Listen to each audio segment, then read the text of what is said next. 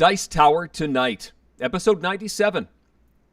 Games that run hot and cold.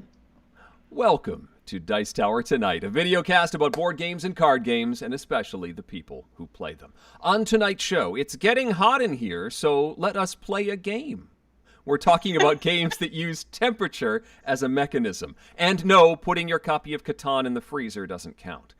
Also, Crystal has something for me in the chat to play. We run through some titles we've played lately, and we answer questions from the audience live. I'm Eric Summerer, and joining me now, the Ellen Ripley to my Philip J. Fry, it's Crystal Dax. Okay, so Philip J. Fry is from Futurama. Yep. Ellen Ripley is from Alien? Yep. What do they have in common? Philip got frozen. Did Ellen also get frozen? Yeah, they both went into cryogenic stasis. Okay. I just saw Alien for the first time, maybe 3 or 4 years ago, and then I just watched Aliens, within the past year or two. Okay. I had never seen either. That was a gap for me for a long time, too. They're really good movies, Yeah. I will admit. I really like them. Yes. They were, they're solid films, and I'm sort of disappointed I didn't watch them earlier. Yeah, it's funny, I've played the Legendary Encounters Alien deck building game, but I played it before I had ever seen Alien. So now I feel like I should try that game again. Now that I've seen the movie, I think it would be even better because I really love the Firefly version of Legendary Encounters. So I feel like Alien would be even better for me now. I liked it before. I was in a game store, friendly local game store, just the other day, and came across a copy of the Legendary Firefly edition, and I reached out, and I almost got it based on your recommendation, I still just need to ship you mine. It's in the to sell/trade pile or boxes in the garage. Not because I don't like it, but because I've played through all of it, and it's fine. I could play through all of it again, but we literally played through every single episode in order, and that experience was so much fun that I'm just kind of okay, I'm done with it now. Okay. So. Yeah, no, that makes sense. But if I shipped it to you, I would not ship it to you in the box, because like the other Legendary Encounters games, it's a gigantic box with all of this extra space in it for no reason. Right. So I would just literally pull all the cards and mail those to you if I sent it. That would probably be more efficient. Yeah. Hey, here we are. It's time for another episode of Dice Tower Tonight. It's been just a couple weeks. Thank you, everybody, for joining in and chatting with us. We've got a fun topic that's, I guess, a little off the wall, but related to temperature and games that use it. We'll get to that in a little bit, but we should talk about stuff we've been playing lately. Who gets to go first today, Crystal? I'll go first today. Okay, let's go for it. Okay, so I have a tiny segue because I'm first going to show you a game that I'm not talking about, but only because it is very familiar to probably a lot of our viewers, and it's a game that relates to the one I'm going to talk about. So this is the game. That is the game. No, notice, it's still in shrink. The only reason I own this is because it came bundled with some other games. I do not like the game at all. I really don't. This is group frustration for me. I just don't enjoy it. And so, if you are like me, and this is not your favorite co-op, you might have been potentially avoiding the newly released in America 2-player version called the game Face to Face. Uh-huh. And I am here to tell you that if you're like me, you should not avoid this game. I actually got to play it for the first time at Dice Tower Con in 2019, back when it had just only been released over in Europe. Okay. Corey Thompson of Dice Tower Dish actually taught it to me. So how the game Face to Face differs from the game, the game is a cooperative game where you have piles of cards and everybody has a hand, and you have to lay the cards in either ascending or descending order on these various variety of piles without really communicating to one another. And inevitably, you end up communicating to one another because otherwise you're just sitting there staring at each other being like, why aren't you playing yet? It's frustrating. I have no judgment to those people who like it. It's fine. It's just not my jam. Now, in the game Face to Face, it is a 2-player competitive version of that same game. So each player starts with two piles in front of them, one that is ascending and descending, going from either 1 to 59 or 60 down to 2. Okay. And you have a deck of cards that range from 2 to 59. On your turn, you have 6 cards in hand, generally, and you are required to play 2 of them at least down to your piles. You can play more to your own piles if you so choose, but once per turn, you can play a single card to one of your opponent's piles. But when you play to your opponent's piles, the normal rules of the game do not apply. When you're playing to your own piles, so let's say, for instance, I had my ascending pile going from 1 to 59, I could easily play a 2 on top of that, and that's a great play. But let's say I have a 27 on that pile, and I've got this 2 in my hand, and I don't know what to do with it. Well, what you can do is you can play this to your opponent's piles. The only rule that applies when you're playing to your opponent's piles is that it must improve the state of their pile. So it doesn't have to be in any specific, like, numerical orientation to what is already there. It just has to improve it. So if it's the ascending pile, it needs to lower the number. If it's the descending pile, it needs to raise the number. By any margin, it does not matter. Now, obviously, if they've got their descending pile and you jump it all the way back up to like 58, you've given your opponent potentially a very big advantage because you've essentially reset that pile for them. But when you have cards in your hand that you can't get rid of in other ways, it's an option. So it's this really cool dance between trying to manage your own piles and trying to figure out when's the best time to play this on my opponent's pile. Because obviously you don't want to help them, but you're going to have to at some point. It is fascinating how different this feels from the game, because it's frustrating, but in an entirely different way, and in a good way for me, at least. That dance is a very difficult one to suss out sometimes, and I really, really enjoy it. It just released from Pandasaurus Games here in the States, and so I highly recommend this. If you like interesting small box 2-player games, and whether you liked the game or not, I think this is one that people should check out. I love it a lot. This is going in my quiver and will probably stay there. Like, it's only got the 2 decks of essentially 60 cards, so it's not going to take up a ton of space in there. And I love it. Eric, have you played this one yet? I have played neither version of the game. I haven't played the original or this new one. But it's one that I've been meaning to try and would love to get a chance to do so. I've just never been in front of a copy to play it. I mean, technically right now you're in front of a copy, but through the internet, so it doesn't count, right? Right. Yes. Exactly. Yeah.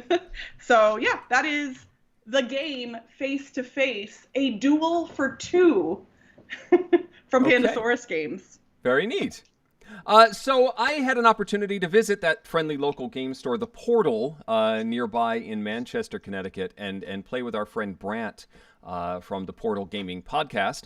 He and I played Castell, which was something that was definitely on my list of games to try, and he was kind enough to teach me that one. That's not the game I want to talk about, though. We also pulled out this one from Cosmos, which is called Switch and Signal. You can see the Cosmos logo there. It's from designer David Thompson, who is, I believe, an American, but this is currently only available in German.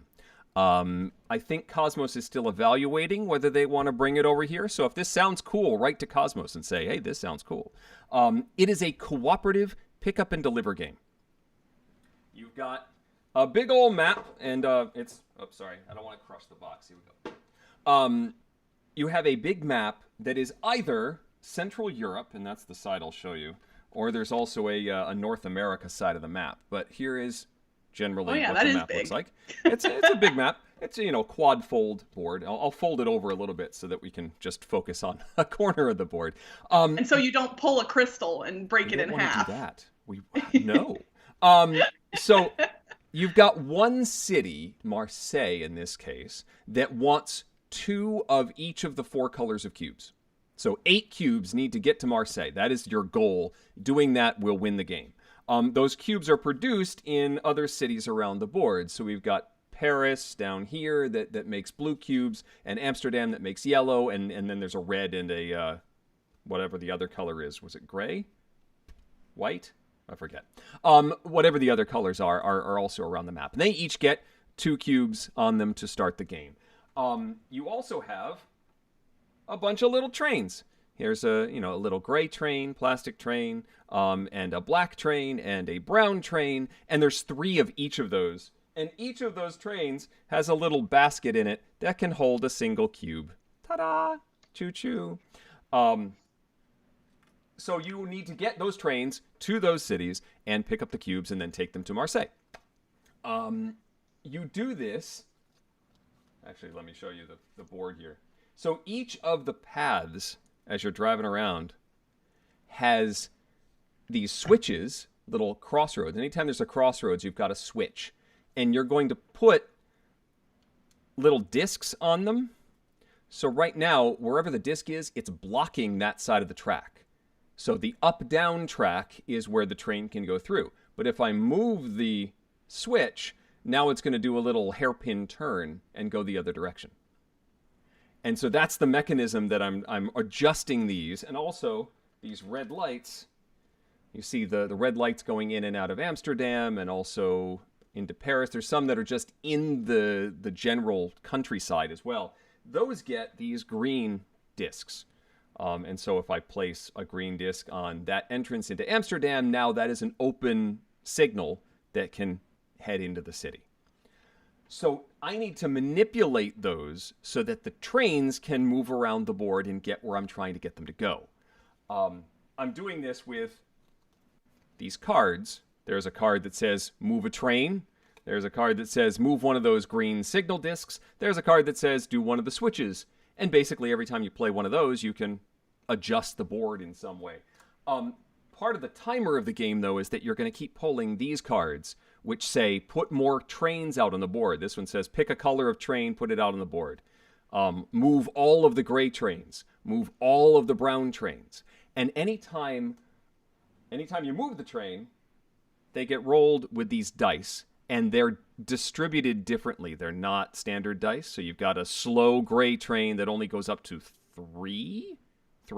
And a medium brown train that's sort of more evenly distributed, and then a fast black train that can go up to 5 spaces. But anytime a train is told to go a certain distance and can't, either it runs into another train, it runs into a switch or a signal that doesn't allow it to move forward, you're going to lose time tokens. And every time you run out of time tokens, you're given I think 7 of these on the board. And every time you run out of them, you have to discard one of those timer cards that I told you about. And there's only so many of these. If you run out of these, you lose. So it's this sort of clockwork puzzle as you attempt to bring more trains on the board, get them to move around, make sure their path is clear, but only so clear that they have a good buffer, because if you spend too many actions like clearing their entire path to Marseille, then you have not spent actions doing other things. And you can spend actions to move, you can spend 2 cards as a wild, so you have a little bit of flexibility in your turns. But you only have so many cards that you can use and so many turns to do it in, and this is a hard game. We basically ran out of time in trying to get everything where it needed to go. There's a variant where you can... that gives you these little tokens that say where the trains start. Ordinarily, you're going to roll dice to say where they show up on the board. And if you roll the same number as a train that's already there, you're going to lose more time tokens. So this sort of distributes it a little better. If I pull number 12, this goes into the discard pile, and the next time I can't pull 12. So it sort of spreads them out a little better. I'm going to try that next time, see if that's enough to push us over the edge. But I still like the puzzle.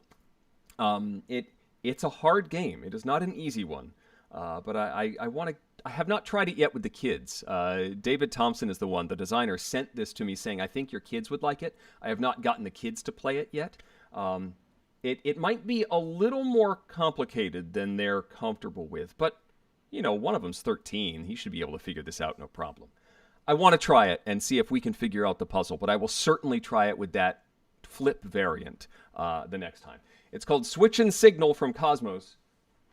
The components are language independent, so working with a printout of the rules, I've been able to figure it out without too much trouble. Okay. I'd like to see them clarify a few more things in like the final version of an English translation, but this isn't bad. We could figure. It reminds me of the old days when you'd get something from Germany and you just have to go off the translation from Board Game Geek and figure it out. Right.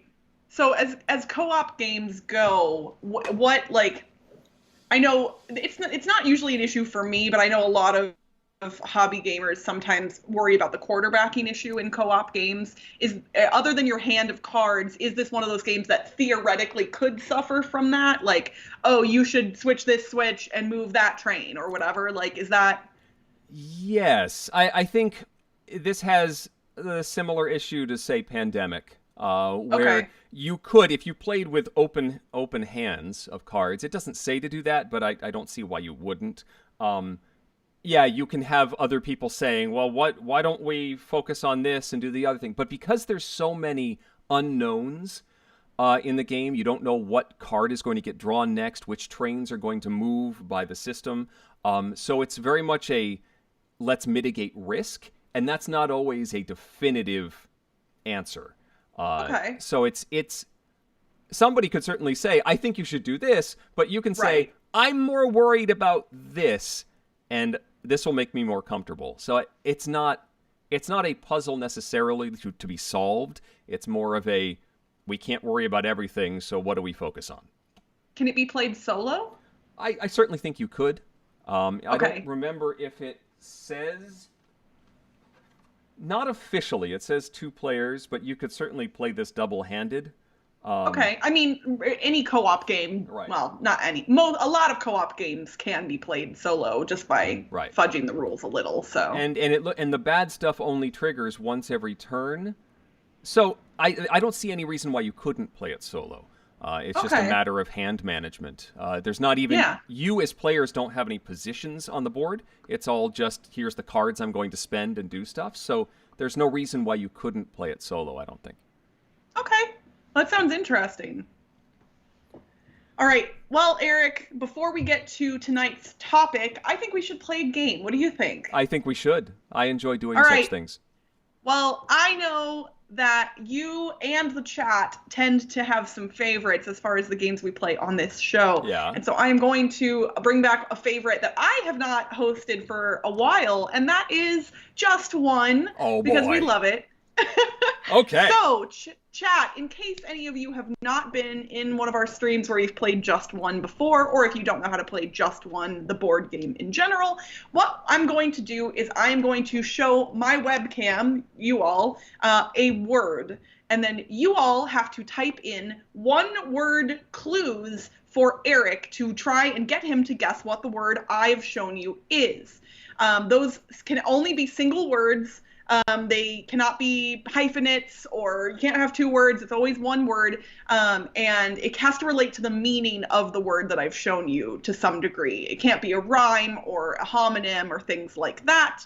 And I am going to take the first, I'll say 6 words that show up in the chat, and I will read those to Eric, and he will then guess what the word was. But the catch is, if any of the words that show up in the chat in the first 6 match one another, meaning they're the same word, they will get removed and Eric will not get to hear them. So it will make his job a little bit more difficult. So you want to type in things that are unique enough that you don't think another player will type it in, but close enough to the original word that it'll help Eric guess that word. And I've added in a fun twist for the end of this game, and we'll get to that when we get to that. Okay. But for now, Eric, I will need you to make sure you cannot see me or the chat, which I know is difficult on your end. That is trickier than it seems. I've hidden the chat, but for some reason, my streaming software keeps popping up a window every time I try and cover it up. It's like, oh, you can't see what's going on. So I'm going to have to look away when you show the word. I think that'll work. I'll try and do the fun sound effects like you do. I'm not looking now.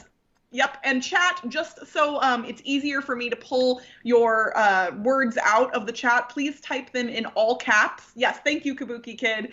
You'll hear me say that in just a second. But yes, type them in all caps. If they're not in all caps, I'm going to ignore them. And also note that the order of the things you see in chat might differ from the order I see because YouTube is weird. So I promise you I'm going to use the first 6 that I see. That are in all caps, but it may not match what you see on your screen. All right, Eric, go ahead and you're already averted, so I'm gonna show. Wow. This is the first word, everyone. We're trying to get Eric to guess this. Meow. Okay, it's gone. I don't remember the taking the word away noise that you usually do. That was pretty close. That was pretty close. Oh, goodness. I think that's definitely... So while people are sending in their first guesses, I didn't actually talk about the progress on the game room that's been happening this week. We have a painter here. We had one of those, the popcorn-style ceilings. Oh, gosh. Nobody likes those. No. Nobody likes a popcorn ceiling. So when we installed lighting, they had to put holes in the ceiling to run the cables and stuff. And so now we had holes that needed to be patched. And in the process, we might as well get rid of the popcorn ceiling and just get a new paint job on the whole thing. So that's what they've been doing. But they've had to wrap all the games in plastic. So I haven't been able to play anything for several days from the library, except for stuff that I brought to the portal, like Switch and Signal. Okay. But it's exciting. It is exciting. I'm writing the next word right now, getting a little bit ahead of things while you were talking, and I've got the words for you now, and I believe we have no matches in the first 6, so you are going to get all 6 of them, Eric. Good. So your words are messy, dinner, serviette, face, paper, and food. Serviette. I don't know if I'm pronouncing that one right. No, I think that's close. Okay. Paper, food, face. Messy and dinner. Messy, dinner. It's leading me towards something, but I'm not sure about face. Face. Messy, dinner, face, paper. Oh, wait, though. Napkin. That is correct. Good job, Eric. I got confused on what a serviette was, and and I thought it was the tray. So I was thinking tray, and then the paper at McDonald's is on a tray. Anyway. All right. I'm glad I figured it out. I am going to show them the second word right now. Wow. I made that up. I don't know what that was. I like that one. Meow. It's just going to be different every time, probably. Okay. So. When I just realized that my ring light was causing a glare on my little thing, but it seems like it was still readable, so. It's going to be animal noises from here on out. 1, 2, 3, 4, 5, 6. Okay. I got 6, and they're all different. Oh, all right. So, thank you, chat. Chat, you're doing great tonight. All right, Eric, your clues are Roger, bunny, bugs, ears, wascally, and Jessica. That's excellent. Those are all fantastic clues. Those are really good. Rabbit. Rabbit is correct. The fact that we got both Roger and Jessica, that's fantastic. That's super good. And wascally is a great clue for that one. All right. Oh my gosh. Napkin and rabbit. the words that came after the first 6 were also great. Things like Peter, hop, silly, like some really good stuff. Wow. Gator Dave asked, would Bunny be allowed? And I think it would. I think Bunny would be completely allowed based on the rules of the game. Yeah. It's pointing you toward the definition, so I don't see why it wouldn't be. I think the only thing they outlaws is forms of the word. Right. Yeah, I think it's fine. All right, chat, we're going with word number 3. I will type clue 3 into the chat real quick. Clue 3, and then, oh gosh. Meow. I'm going to try and hold it in different positions. Oh gosh. The doorbell just rang, so I'm going to, okay, there's the word, and I'm going to hide it, and, hey, Sterling, buddy, I know. Life is rough. Did the pizza just arrive? A package got delivered, I believe. There's nobody at the door, Gotcha. so.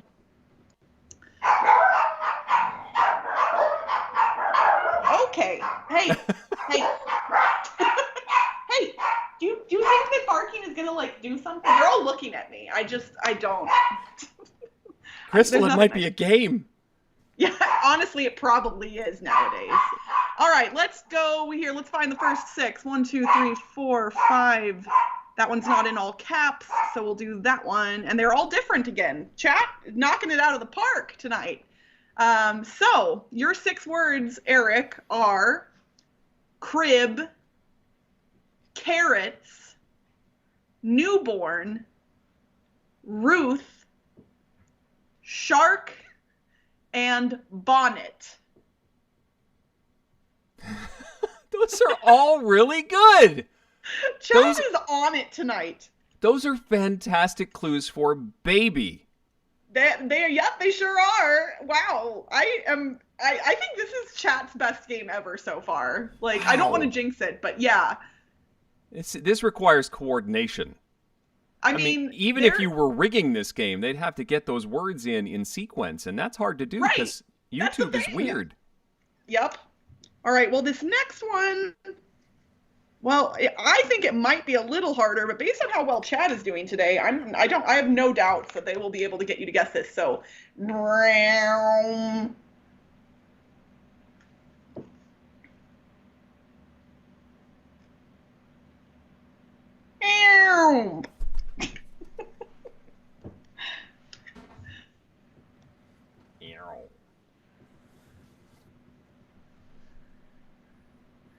I love you looking at your Rathskeller book of wood. I finalized my decision earlier. Oh. It was the same thing that we talked about. The okay. You know, the 90 grain, and then the purple on the microfiber and the burgundy on the speed cloth.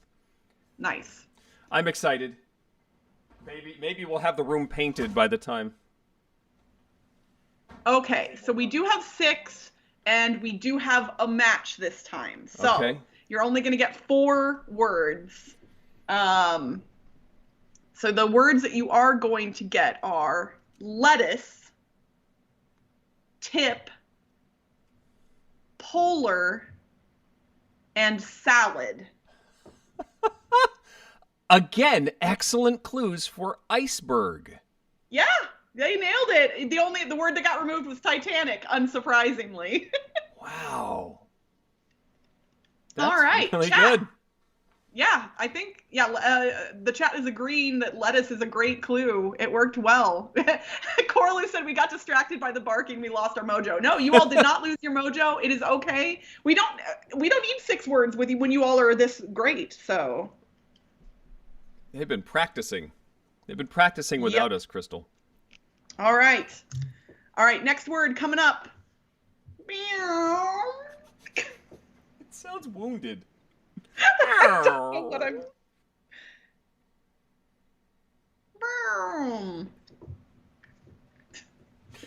You didn't commit to that one. That was... No, I did not. Yeah. Oh, I didn't type clue 3 or clue 4 into the chat, but chat, y'all... They don't need me. They're too good tonight. I think they got this. Yeah. Oh, that's such a good clue. I hope it doesn't get duplicated. Okay. No, that one did not, but a different one did. So we've got 1, 2, 3, 4, 5, 6 with 1 duplicate. So you're going to get 4 words, Eric. Okay. All right. So the words you're going to get are parasol, water, Rihanna, and Seattle. I guess I'm a little less confident, but the Rihanna has me saying umbrella Ella Ella. That is correct, Eric. You got it. Rain is the word that got removed. Okay, good. All right, that was maybe my second choice, so I'm glad that was the clue. Yeah, Rihanna. When I saw that one, I said, "Oh, that's so perfect." Because yes, proper nouns are allowed in this game as long as they are a single word. So, do. All right, so next word, writing it down. How many words do we have in the sequence, Crystal? A total of 7 words, and we are on word number 6 right now. All right, chat, here we go. I'm just seeing what reactions I can get out of Eric by making weird noises. Very aggressive. You said the last one was non-committal, so.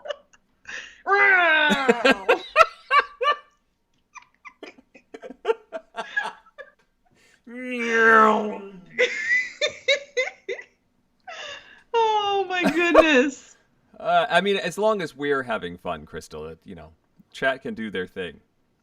Is that a word, Coralu? I don't know that word. I guess it's a word. Okay, well, let's see here. Ooh, and then it's a matter of, it doesn't match something exactly, but it matches it very closely. So I'm gonna have to make a judgment call. I'm gonna leave them in because something else is getting removed. So okay. 1, 2, 3, 4, 5, 6, with one pair getting removed. So you're gonna get 4 words, and the words are repair, parkade. That's parkade with a P at the beginning of it. Okay. Parked and mechanic. Oh boy. I do not know what a parkade is. Well, I'll take a guess and say garage. You are correct. Sail got removed? The word that got removed was, sail. Yeah. Wow. Look at you. Even knowing the words that you didn't get to see. All right, chat. Well, one more, right? We're going for 100%. We're going for 100%. No pressure. Which I don't know if that's ever happened before. I'm honestly not sure. I think that means we win $1 million. I think that's what it means. Okay, so here it comes. Shouldn't say that out loud.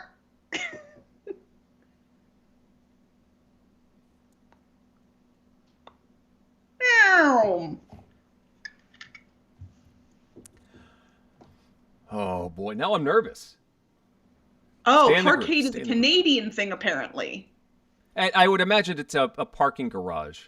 A parkade. Yes, that apparently is what it is. Yeah. To me, it sounded like an arcade, like a drive-up arcade. Because you would park in the arcade. You just pull up and you put in a corner and you play Ms. Pac-Man and then you drive off. Yep. Okay, so we've got 1, 2, 3, 4, 5, 6 with one match again. So you're going to get 4 words, Eric. Your words are salsa, loaded, grande, and tortillas.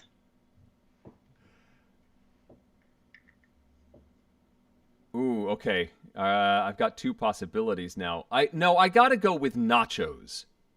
You are correct! That's perfect! 7 for 7, Eric! Wow! Okay, so, Eric, do you happen to have something you can write or type on just briefly? Yep. I'm going to read those 7 words to you again. You only need the first letter of each of them, though, okay? Okay. So the words were napkin, rabbit, baby, iceberg, umbrella, garage, and nachos.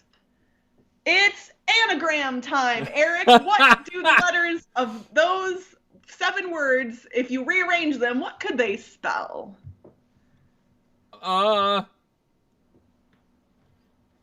This is where I say I'm not good at anagrams. I'm not either, so I don't know why I would do this to someone. But Gator Dave has typed those letters in the chat for anybody in the chat who wants to try and solve the anagram. Yeah, agreed, Jeffo. Eric crushed it, and you all did as well. That was amazing.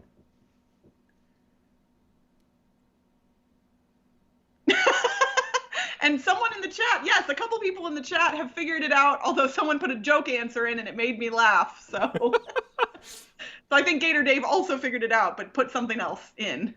I keep looking for bring, B-R-I-N-G, but then I don't know what else to do with the other letters. I can just throw those away, right? So it's bring with some extra stuff. I mean, what's our theme for tonight? Oh, it spells air conditioning. No. Wow, I am just not getting it. Do you want to know what the first letter of the word is? Yes. It's a B.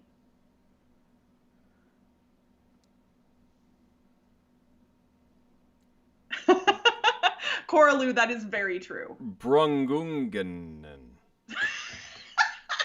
Yes, you got it, Eric. It's Brungungen.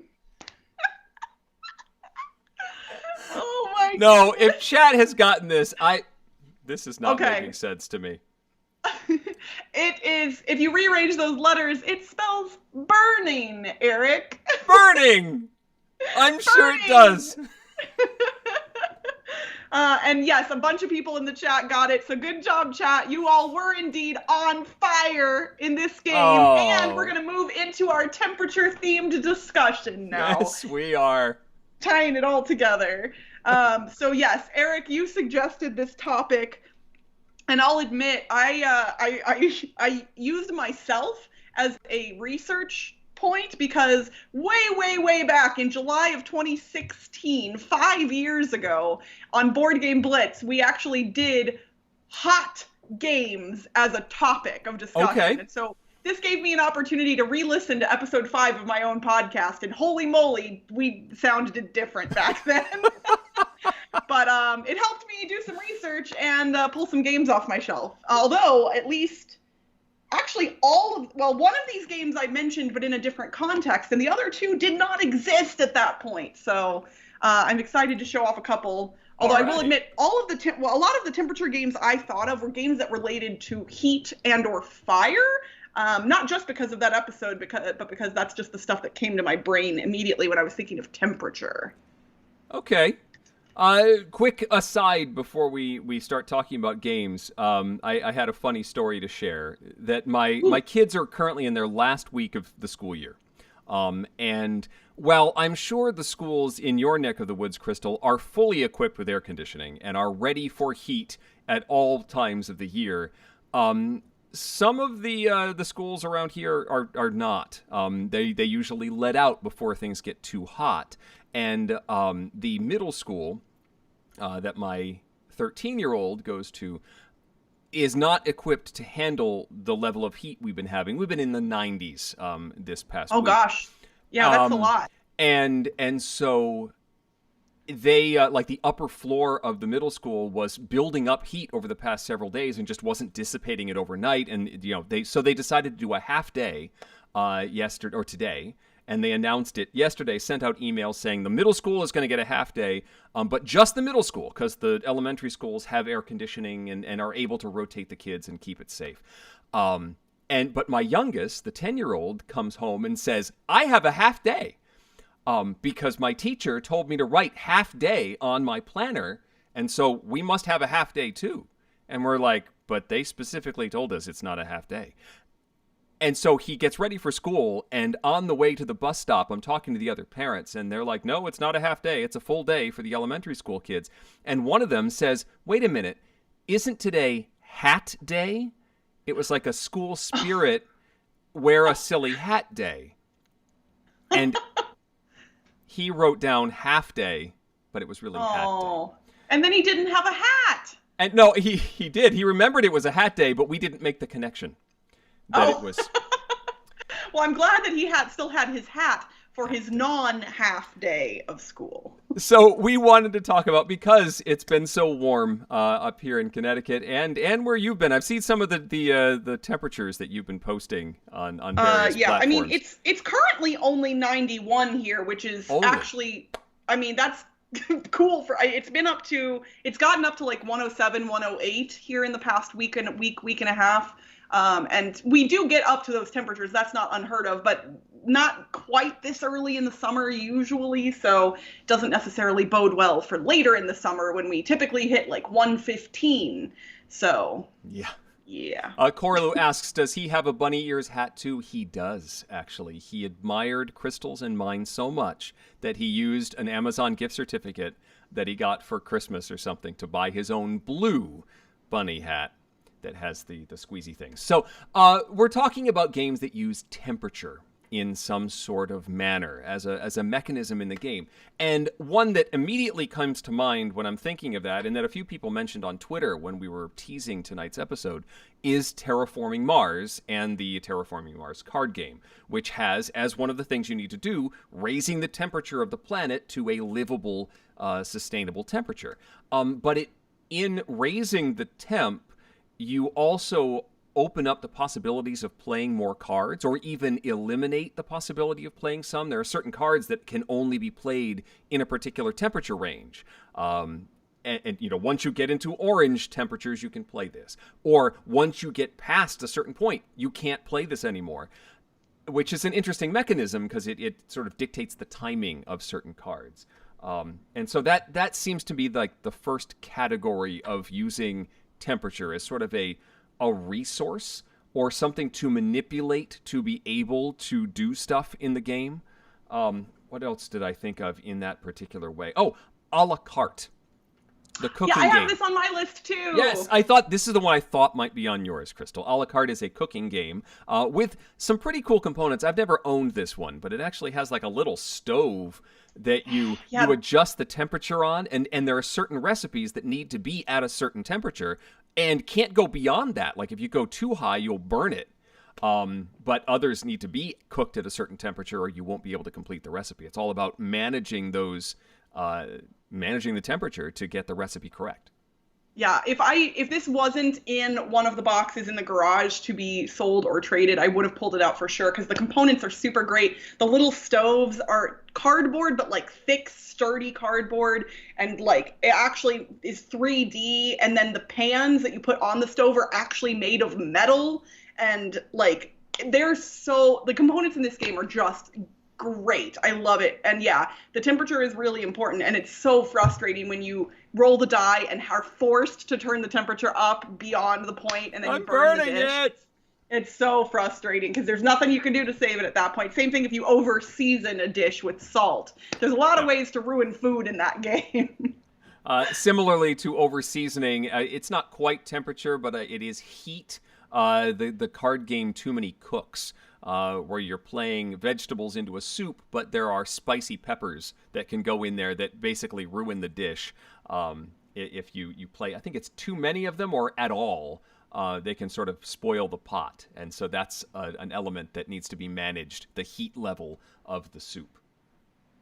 So Jerry in the chat mentions Flashpoint Fire Rescue, which definitely, like, if we're talking temperature or rising temperatures, games with fire in them are a big one. And though that's, again, what I mentioned at the top of the show, kind of where my brain tends to go. But yeah, you have varying levels of fire in that game. Like things smoke first and then turn into fire and then they explode.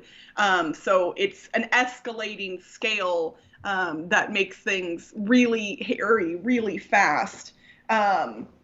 Another game that I don't own, but that I thought of that is not heat related, but well, technically it is, Rescue Polar Bears, which is about saving polar bears from melting ice caps. And so obviously as global warming increases, the ice caps melt and the polar bears sometimes fall into the ocean, and it's really, really, really sad. And the polar bears in the game are really cute. And I played it once, and it's difficult for me to play that game because it makes me very sad when I can't save all the polar bears. Yes, that was Rescue Polar Bears was one that I wrote down. I haven't played it, but it is one that definitely fits here. And either a specific version of the game, or I don't think it's an expansion. I think it may have been a later edition. Is actually called Rescue Polar Bears Data and Temperature.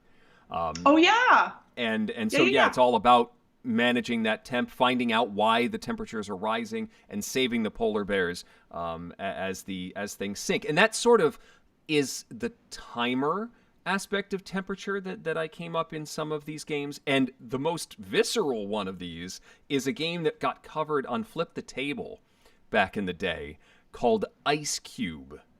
Oh my gosh, yes! This was I'm so glad you brought this up. I forget when I'm going to say the 80s, but it may have been the 70s. But the game board is actually a waterproof tray, and the pieces are ice cubes. You have an ice mold that you put in the freezer and create these pieces. And then they get assembled on the board, and the timer, it's sort of a survival game. The timer is the melting of your ice cube.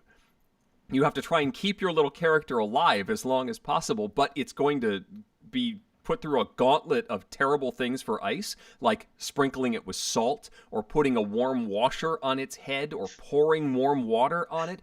And, like it has to take a shower at one point. Yes. Like, and they actually redesigned this. There's a frozen version. I just looked it up because I couldn't remember. Yeah, it's Trouble, Yep. Disney Frozen Olaf's Ice Adventure game. Just rolls off the tongue. Oh, yeah. But it's also a frozen piece that has to survive. And so that is quite literally a timer of temperature. That I love that you brought this one up. And it's funny, this is one of those games that, like, I want to own, but I'm not, like, clamoring to buy it because I know that I will play it so infrequently. But I feel like if I just had the molds frozen in the freezer and left them there, then when the mood struck, we could pull it out and play it. So Sure. Maybe I should buy the newer version and give it a shot because it sounds like it would be a lot of fun. Some folks are mentioning K2, the mountain climbing game, and that there is a hypothermia mechanism to K2. I haven't played K2, so I can't confirm that. But that I was looking for games that sort of did that had sort of a, you will freeze or you will overheat. And although there was a mech combat game, giant robots fighting each other that was based on a video game called Hawken, which I was not familiar with. But This was the Hawken real-time card game. And it had a mechanism where the more cards you played, the more your mech overheated. So you had sort of this heat gauge that you would dissipate gradually as the game continued, but if you played too many things, you could overheat. And that was sort of something to manage as you were playing the game and not push too much, sort of like the video games where you've got a gun that overheats or something like that. Yeah. I mean, if we're talking about gauges that increase over time, then I feel like we kind of have to mention Forbidden Desert, because the sun beats down cards that come up in that game, just keep raising the sun, the heat, the temperature of the desert until you're just sweltering. So that's the mechanism via which the game will end eventually, is if it gets too hot, there's not a lot you can do anymore. I don't own Forbidden Desert. I own Forbidden Island, but I've played Forbidden Desert a number of times at cons and things over the years. Okay, so if we're talking about temperature, I did want to mention Fire in the Library, which is one of my favorite push your luck games. Saving burning books from a library is fun. And then I had to talk about burninating, obviously. Had to bring Trogdor out because if we're talking temperature, burnination is about as bad as it gets, I'd say. Burnination is definitely a temperature issue. Side note, I recently did an audiobook where I had it was a lit RPG that had a dragon character, and one of his attacks was burninate. And so I got to, in many cases, do like a dragon burninate in various points of the book. Totally different. That's pretty cool. I love it. I didn't grab the box for it, but even though it's technically not like heat related, it kind of is, and that's Fireball Island. You got Volcar spitting flaming balls at you. Yep. It doesn't really feel like heat in that game. It feels more like just getting knocked More down. of a concussion sort of thing, yeah. I mean, I guess if you wanted to play extreme Fireball Island, disclaimer, do not do the thing that Crystal's about to say, but like you could, like light the balls. You could like put some kind of liquid on them and light them on fire, and you would melt your board.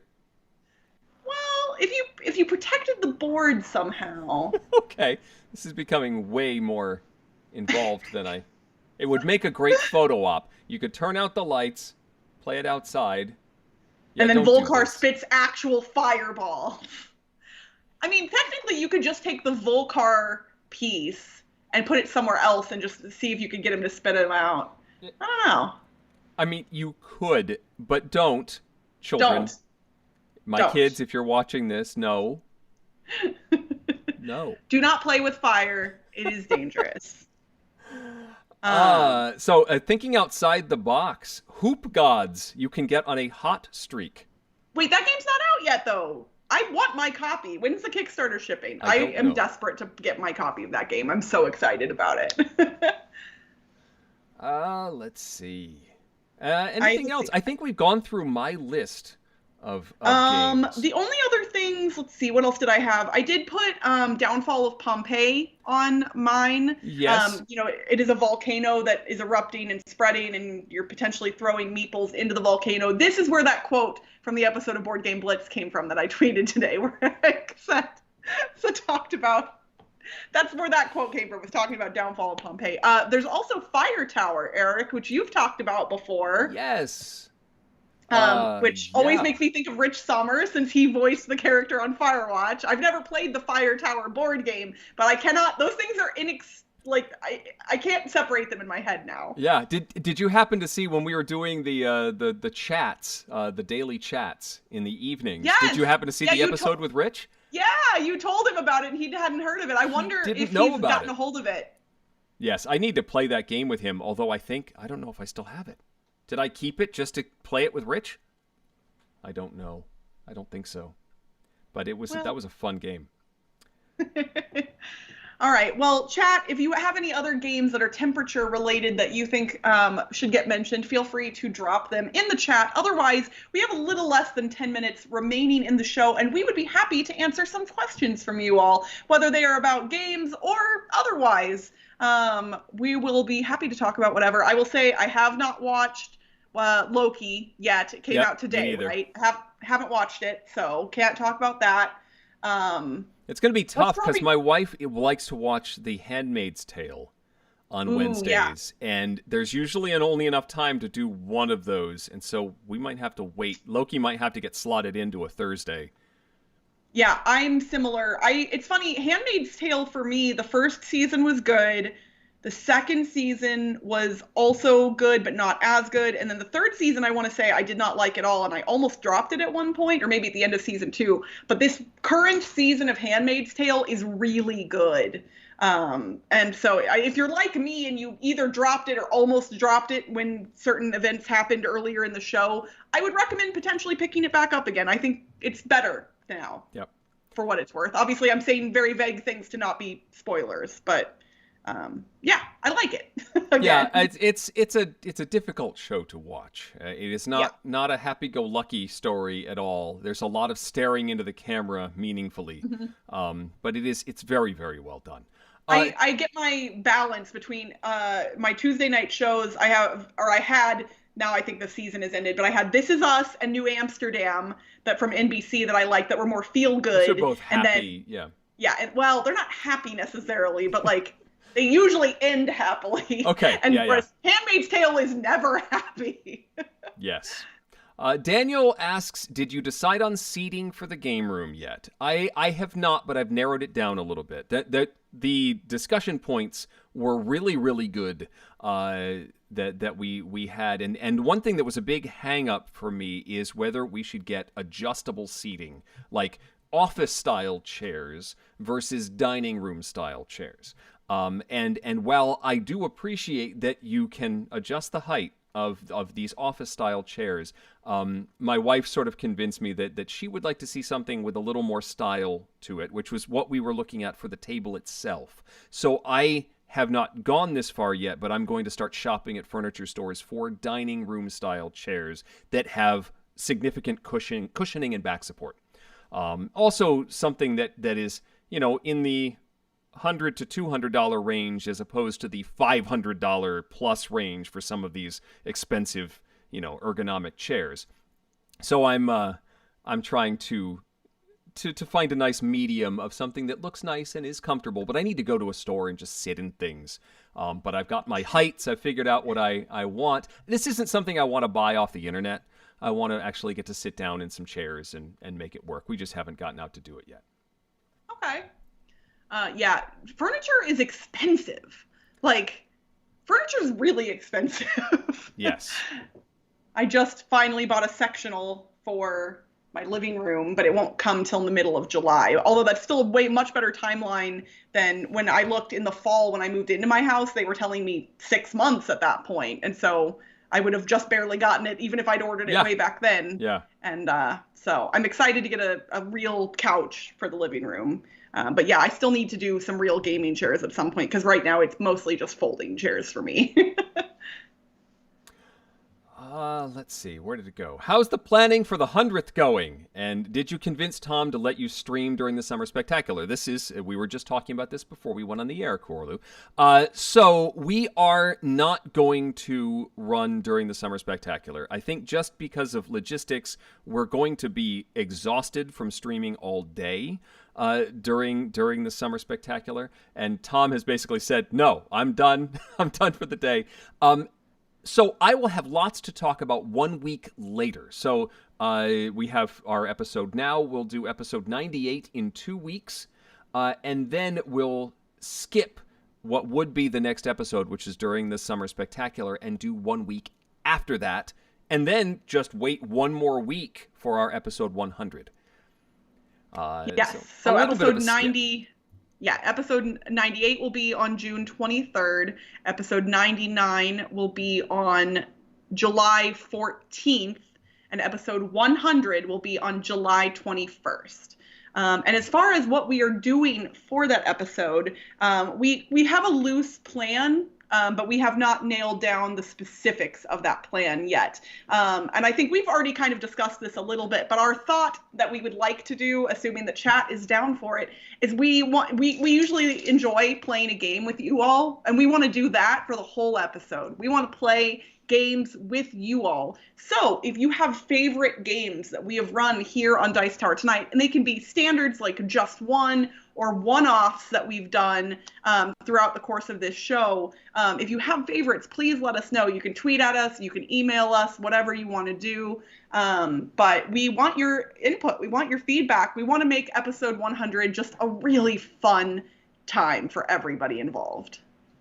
Indeed. I've got one that I think I definitely want to run, but we'd love to get suggestions and make sure we play some of your favorites. Absolutely. Let's see. Some feel that unofficial mods on Tabletop Simulator are wrong. However, such mods have allowed me to try new games and buy some and put others on a wish list. What do you think?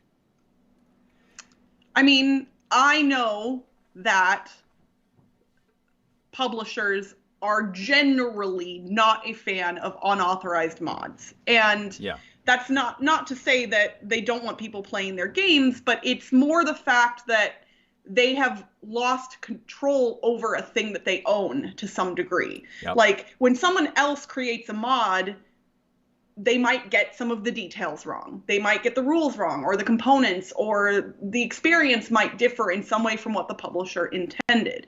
Theoretically, a really nefarious person could put really bad stuff into a game and title it the same as the thing.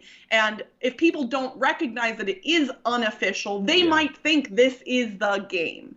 So it is ethically wrong, for sure. But I think it's definitely a gray area. Like, to your point, G8, it can introduce games to you that you wouldn't be able to experience otherwise. I know more publishers are putting out official mods on Tabletop Simulator, Tabletopia, Right. other sites. Like Sovereignty is coming up with a bunch of new titles as well, that newer platform. And like I played an unofficial mod a couple months ago of My Favorite Things, which is a trick-taking game that I really like that I have never been able to buy a copy of. And admittedly, the Tabletop Simulator mod is fiddly as heck. It's real fiddly and not worth doing, but I wanted to try it out. I wanted to see, is this a viable way to play this game with friends? Because I don't have another way to do it. Yeah. So I think generally people should not make mods of games that they do not have permission to make. Yes. But if you've found something and you love it and now you can support the publisher by buying the game directly from them, I think that's cool. And I think anytime you do something like that, if you can provide direct support to the publisher or the designer, that turns into a good thing. This issue has come up, and some of our industry friends have discussed it, and I think it may have been Suzanne Sheldon that mentioned this, or someone else. I'm not sure who to attribute it to, but there is a legal issue that can come into play with some of these mods if it's like an IP-based game. So the publisher has a license for producing this physical product based on this license, and when somebody takes that and makes a mod out of it, suddenly that's a digital version of the game, which might be a totally separate license. And then people share pictures of it, and it shows up, and then the licensor goes, wait a minute, we didn't give you permission to make a digital version of this thing using our property. And it can run into some real problems legally down the line. And so the publisher now has to play, cease and desist football with, taking these things down, and that's not necessarily something that they want to do. So it's better to, I think, petition the publisher to, can you please put out a mod on Tabletopia or Tabletop Simulator, rather than making your own, because that is technically copyright issues.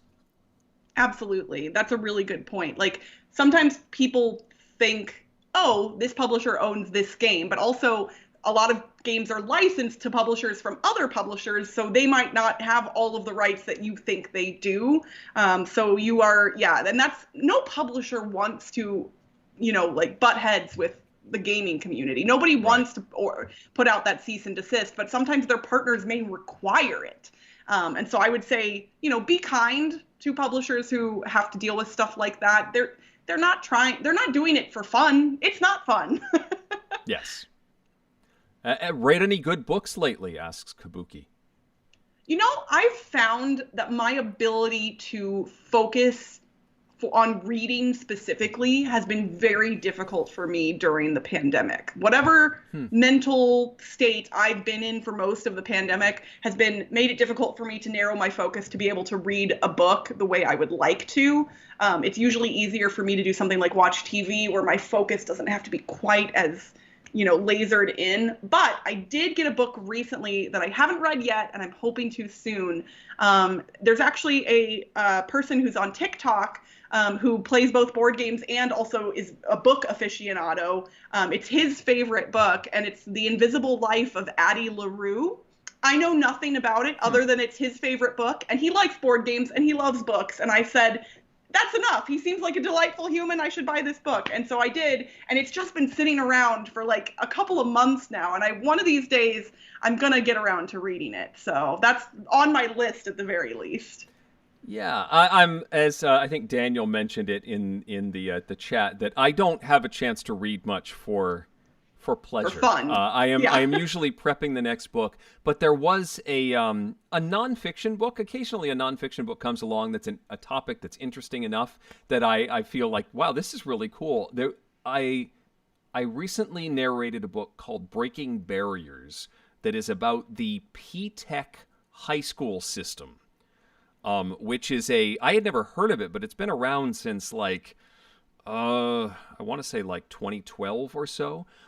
It is a grade 9 through 14 schooling system that takes kids from 9th grade through their associate's degree in college. And so they actually start taking college classes as early as 9th, 10th grade and working their way toward a public school funded associate's degree. So when they graduate, they already have college that they can go on to a 4-year or go get a job that requires an associate's, which is really cool. And it deals with issues of equity and funding and some of these stuff that have been frustrating school administrators for so long, and this is solving some of those problems. So I found it really inspirational to hear how well that system is working.